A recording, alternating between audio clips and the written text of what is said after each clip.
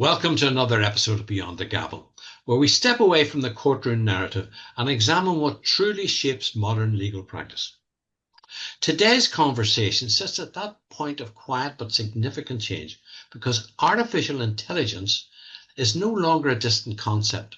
It's already influencing how lawyers research, analyze, and ultimately decide which cases are worth pursuing. Yet its potential, many experienced practitioners are very cautious and even skeptical. And I find that, in medicine, when new techniques come in, some people are very reluctant to take them on, quite rightly so, because they've got to be proven before you use them. So today I'm joined by Sahil Asthana. He's a technology and privacy lawyer based in Vancouver, and his work lies precisely at that interaction between the emerging technology and legal practice. And for over a decade in legal practice, when he was in the criminal law, he has a deep involvement since then in AI, governance, and digital regulation. So Sahil brings a perspective grounded not in theory, but in the real-world application. Now, we talked earlier and we explored a tension that will be familiar to many listening to the profession's understandable reluctance to adopt new tools, balanced against the reality that AI can already reduce research time, reshape workflow, and materially affect the economics of legal practice. So in this episode, we're not talking about technology for technology's sake. It's all about the judgment and how we use it, how it is formed, where it can fail, and where new tools can strengthen judgment without compromising the standards that define the profession. So Sahil, welcome to Beyond the Gavel. Thank you so much for having me.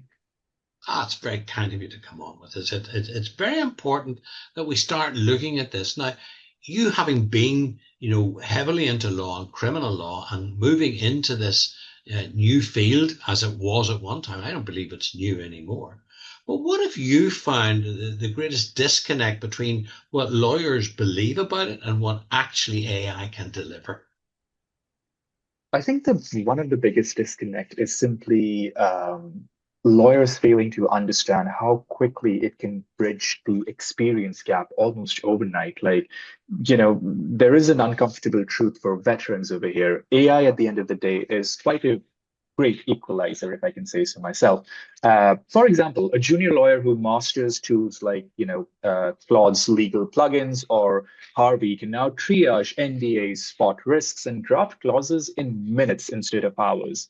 And this is able to bridge the traditional 5 to 7 experience gap in months. And law students and new calls, who generally show AI fluency are already standing out in big law recruiting. And firms are kind of seeing this as more of a differentiator, while aversion to AI is kind of becoming more of a red flag. And that is something which senior lawyers are slowly picking up on. That's not really a surprise, is it? Because, they have been bitten in the past by other things coming in. But, one has to look at the technology where it is. So, one of their big arguments is, look, there's a lot of risk involved here. What about confidentiality? What about reliability? What would you say to that? I think there is a very interesting analogy I would use here. Remember the late 90s when law firms started resisting the advent of emails? I remember partners, used to say clients expect phone calls and faxes. They would not be looking at emails. Firms that dragged their feet lost the clients to competitors who responded the same day with the emails. Early email adopters saw foster deal flow, stronger client relationships, and measurable revenue jumps. Fast forward to 2026, AI is the new email. The firms that hesitated on email are the same ones that are now hesitating on AI. And at the end of the day, they might get left behind. And I do understand the hesitancy. For example, in Canada, there's a very popular case of Zang.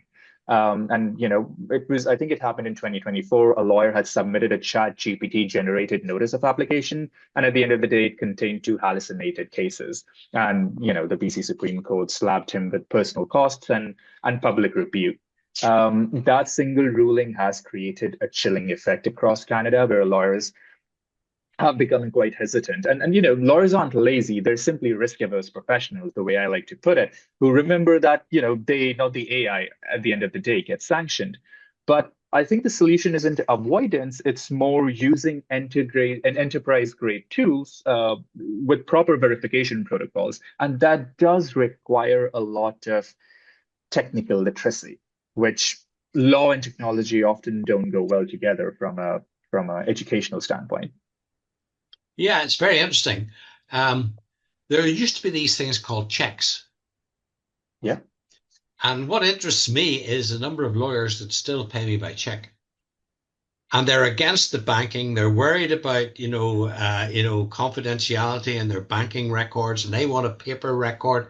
And there are still firms doing that. I'm sure you've come across this. Yeah, yeah, yeah. And they won't use the bank. Now, a lot of people, even on this show, will say how ridiculous that they won't use, a bank, for a direct transfer and things like that.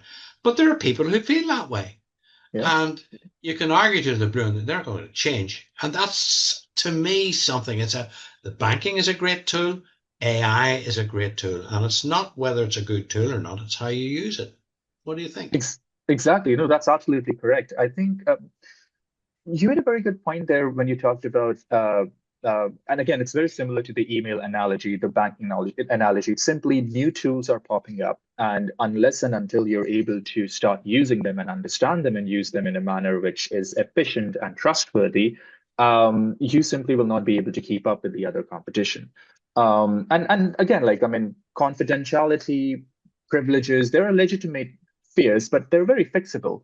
And lawyers are, rightly so, worried about feeding client secrets to public AI. And I think the Law Society of BC guidance is very clear. You must protect privilege.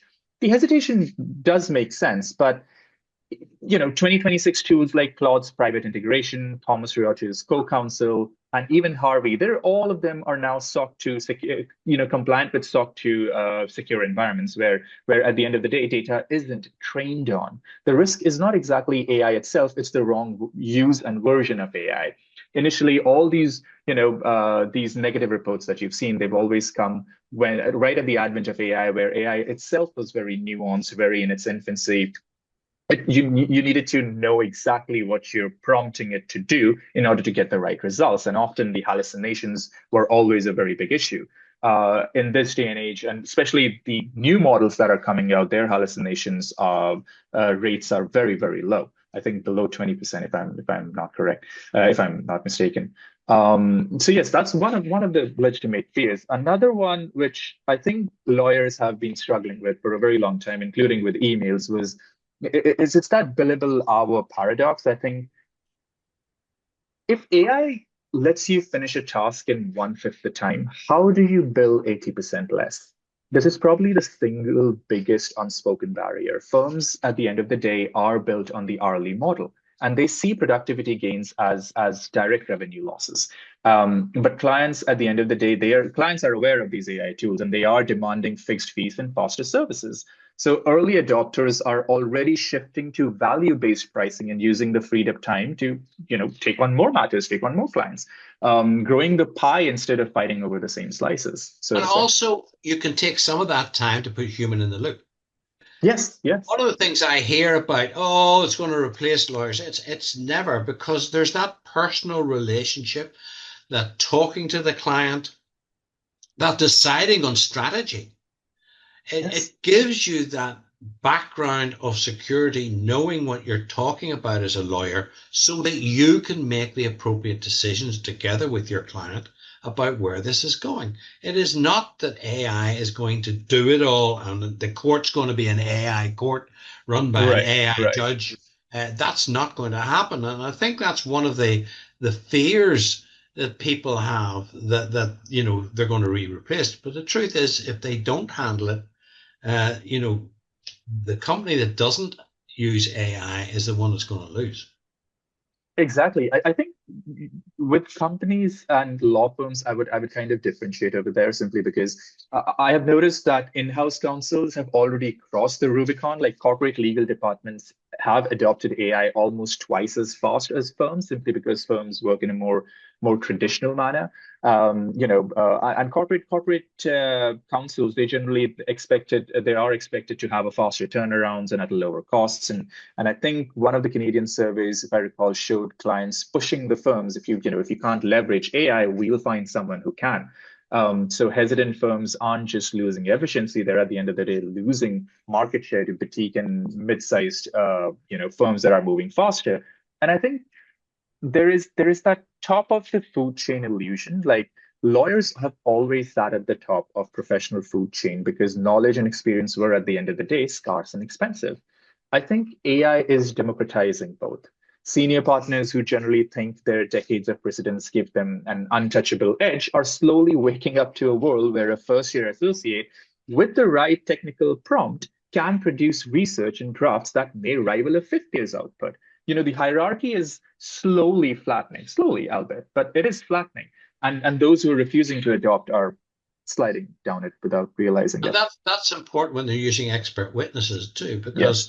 the senior partner was used to expert witnesses, knew the arguments to use, but now AI can help a more junior person understand the questions for an expert, understand what an expert says to them.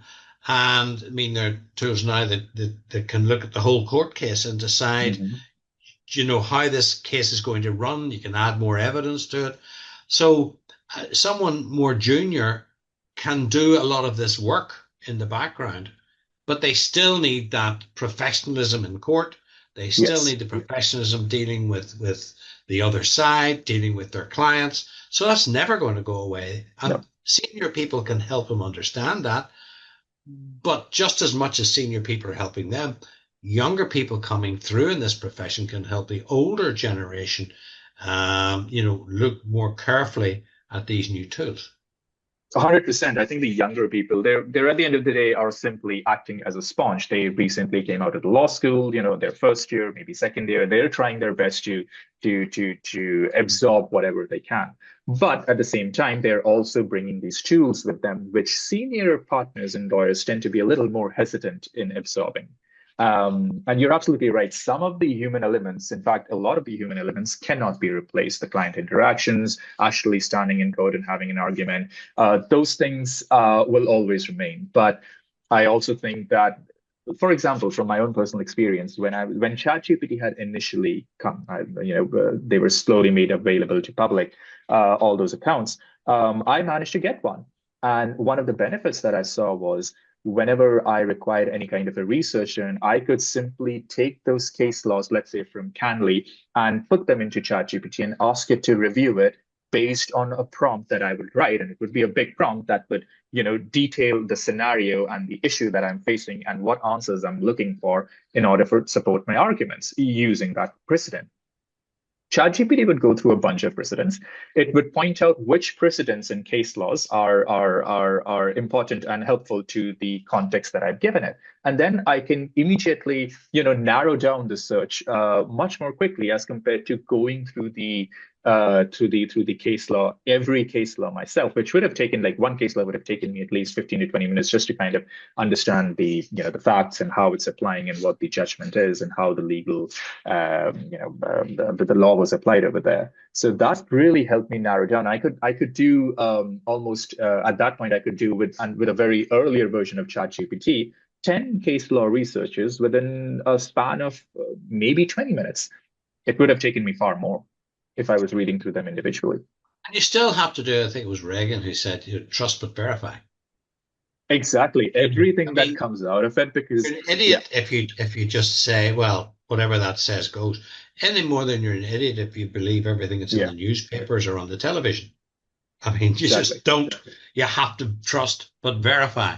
Yes. And we are inclined to be biased. One of the things I think about AI, as long as you make sure that you don't bias it by putting "do not think" in a prompt or something like that, because there was Hmm. this statement in the past that it would try to please you and therefore would Yes. try to give you an answer it thought you wanted. What's your take on that now in the new world?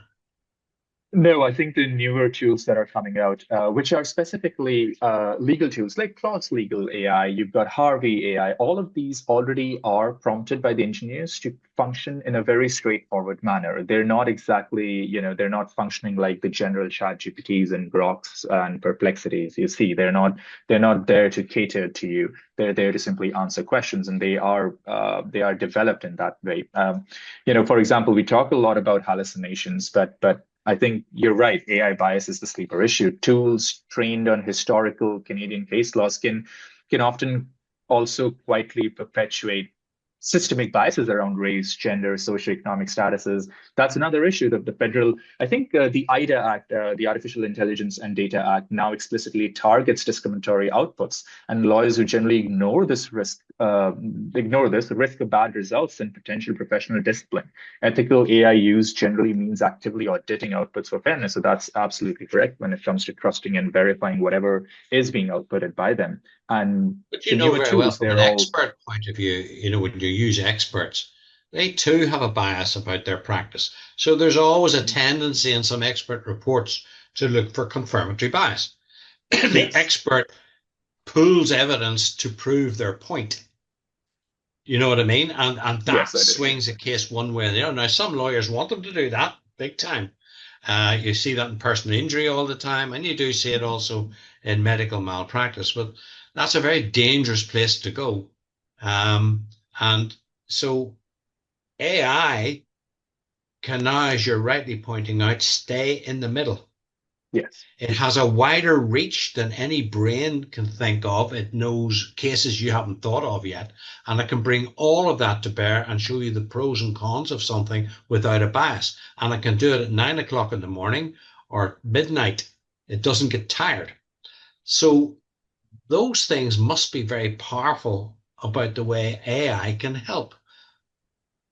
Yes, I think one of the factors over there is how you're prompting it. That's why the technical literacy is so important. I mean, AI on its own is perhaps not going to realize that it might have given a biased output. You will have to reprompt whatever the output is in order to ensure that whatever has been outputted is not, it does not have any kind of a bias, and it could be any facet depending upon the context and the scenario.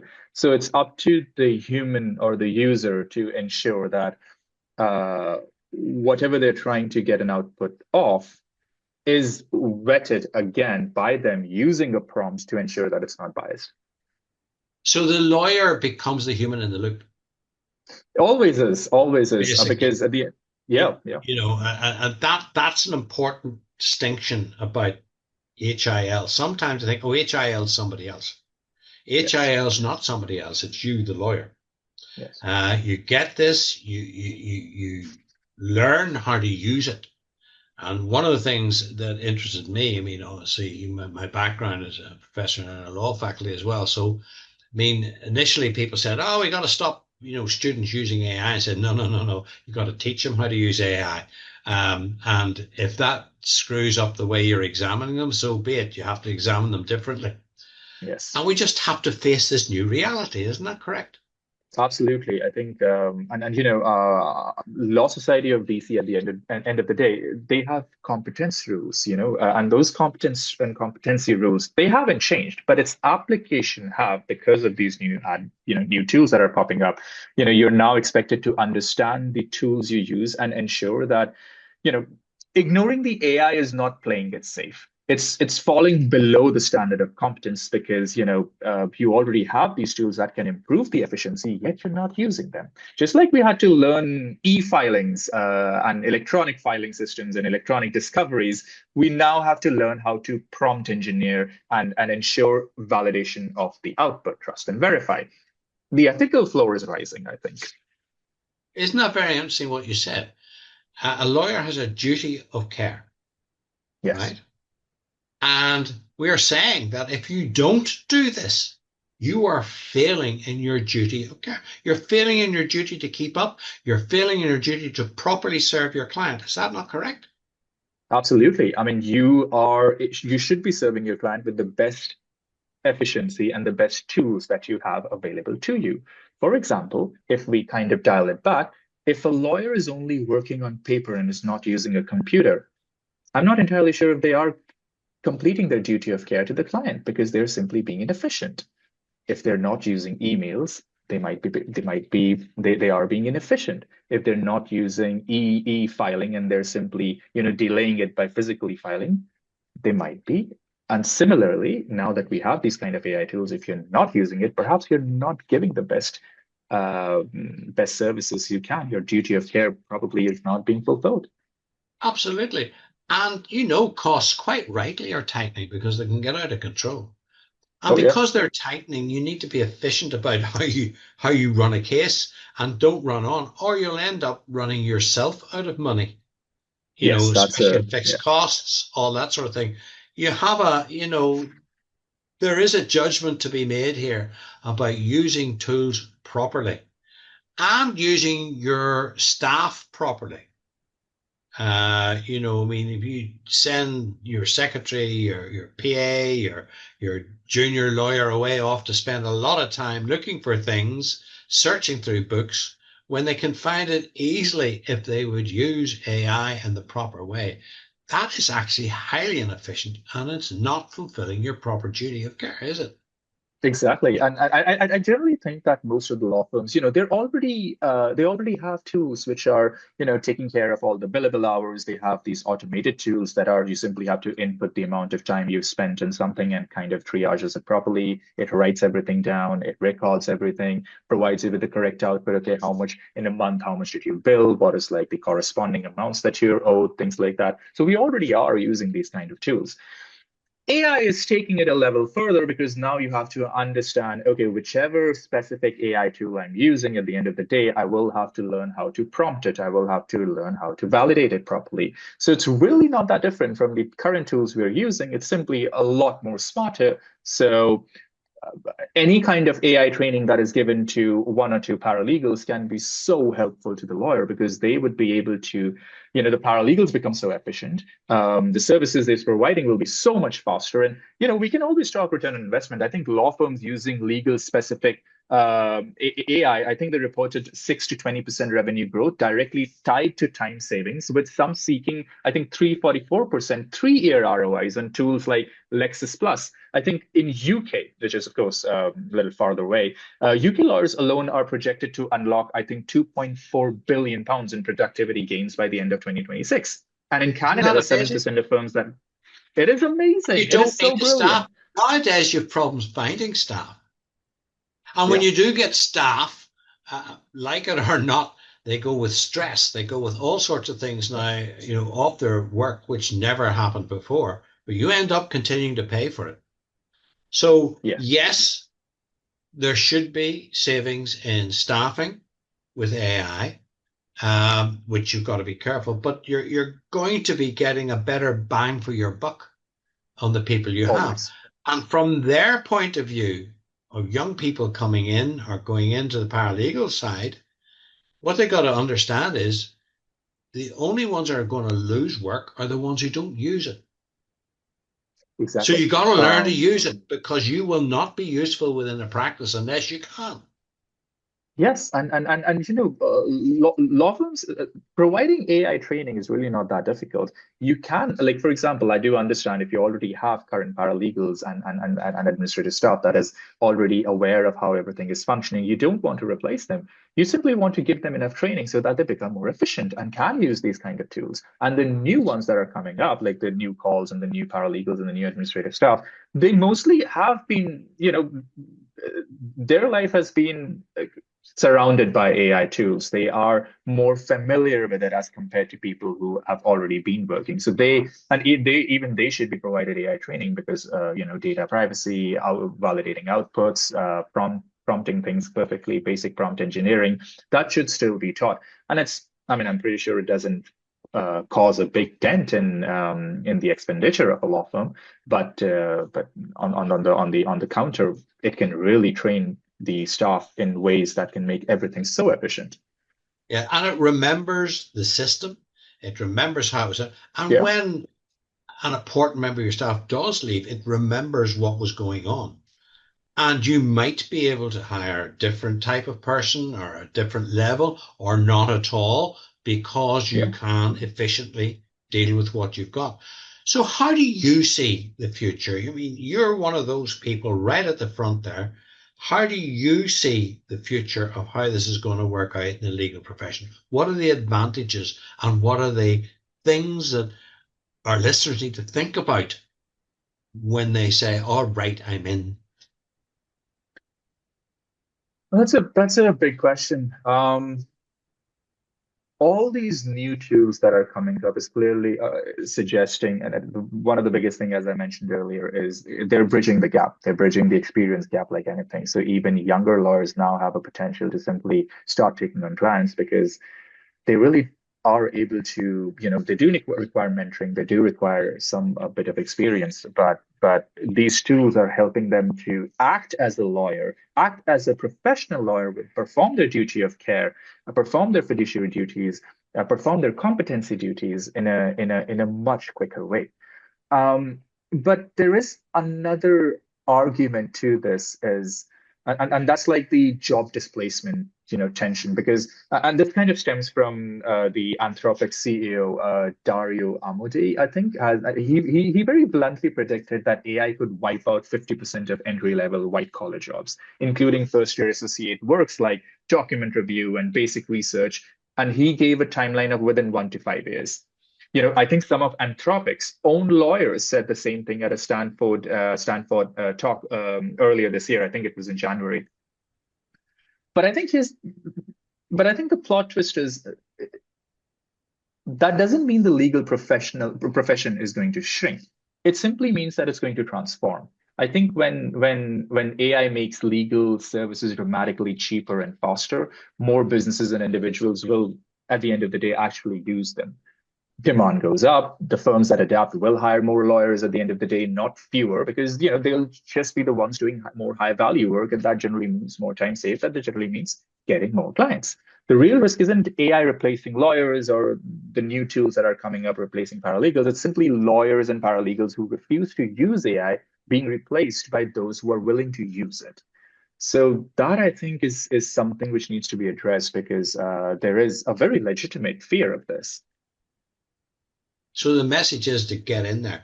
Now, in closing, is there anything else from your knowledge of what's going on that you would want to say to our audience about the use of AI?